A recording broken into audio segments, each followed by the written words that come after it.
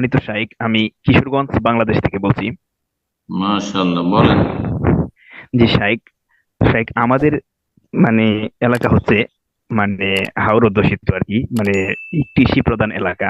আর আমাদের হুম, এলাকায় বিশেষ করে দেখা যাচ্ছে যে এই যে বর্তমানে যে ডিসেম্বর কিংবা জানুয়ারি সিজনে মানে কৃষকদের হাতে নগদ টাকা থাকে না। হুম, তখন তারা মানে বিভিন্ন মানে এই যে এই যারা আছে মহাজন, তাদের কাছ থেকে মানে আগে ঋণ আনতেন এবং টাকার বিনিময়ে টাকা দিতেন। কিন্তু যেহেতু এটা সুদ, তখন দেখা যাচ্ছে যে ওনারা মানে মহাজনরা তাদেরকে বিভিন্ন দোকান থেকে অথবা বাজার থেকে যে বিভিন্ন বাজারের পণ্য কিনে দিচ্ছেন এবং হুম। বলতেছেন যে ফসল যখন হবে বিশেষ করে জুন জুলাই মাসে, তখন মানে এই অতিরিক্ত মানে পণ্যের বর্তমান যে দাম তার থেকে মানে অতিরিক্ত দাম দাম মূল্য তাদেরকে দিতে হবে। এরকম লেনদেন কি জায়েজ? আস্তাগফিরুল্লাহ ওয়া আতুবু ইলাইহি।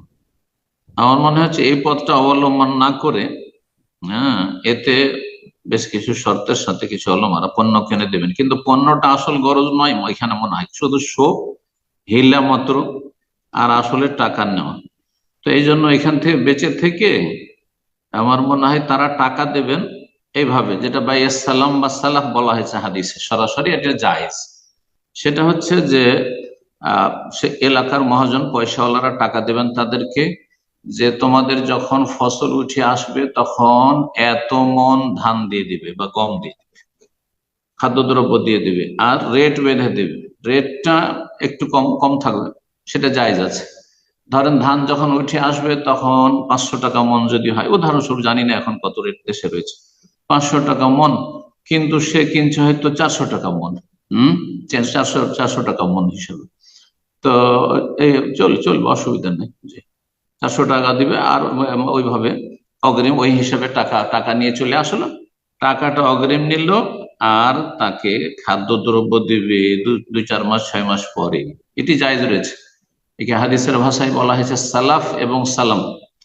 মান আসলাফা ফালিউসলিফ ফি কাইলিন মালুমিন ওয়া আজালিন মালুমিন ইলা আজালিন মালুম। নবী সাল্লাল্লাহু আলাইহি ওয়াসাল্লাম বলেছেন, কেউ যদি সালাফ বা সালামের ব্যবসা করে, অগ্রিম টাকা পয়সা নেই আর পণ্য পরে দেবে, তাহলে যেন সময় নির্ধারণ করে দেয় যে সামনে এই সিজনে।